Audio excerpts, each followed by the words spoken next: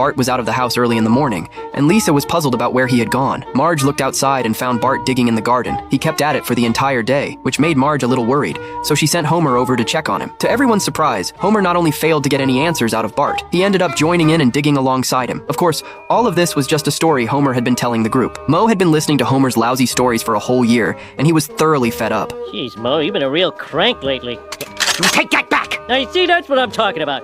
You're always pointing that shotgun at us. I'm calling us dumbasses. Which we're so not. Moe had completely lost his passion for work, and no matter how hard he tried, he couldn't even earn a tip from this bunch of drinking buddies. Maybe we'd tip you if you'd smile once in a while. What do you call this?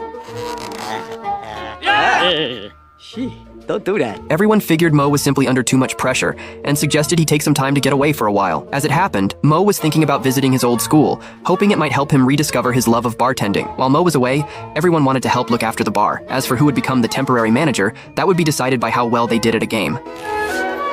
Carl was not happy about the result, convinced it must have been the wind's fault. Moe handed the tavern over to Homer, and the moment he stepped out the door, he heard an explosion. It was too late for regrets now. All he could do was deal with it when he got back. Before long, Moe arrived at his alma mater. Walking through the campus, he found that nothing had changed. He then tracked down the teacher who had taught him all those years ago, and the two of them sat and talked about their lives over the past few decades. Moe was lost at this point in his life, unsure of how to keep moving forward on his path as a bartender. But his teacher praised him as a naturally gifted mixologist and suggested he might try a change of environment, saying that only the right atmosphere could truly nourish the soul. However, the teacher had troubles of his own. He had been diagnosed with cancer, and no matter how much passion he still had for bartending, his time was running short. So the teacher urged Moe not to leave anything unfinished or live with regrets. Goodbye, Moe.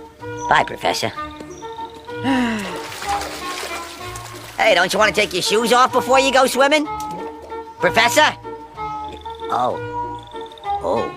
Want to know how Homer managed the tavern while Moe was away? Stay tuned for the next episode.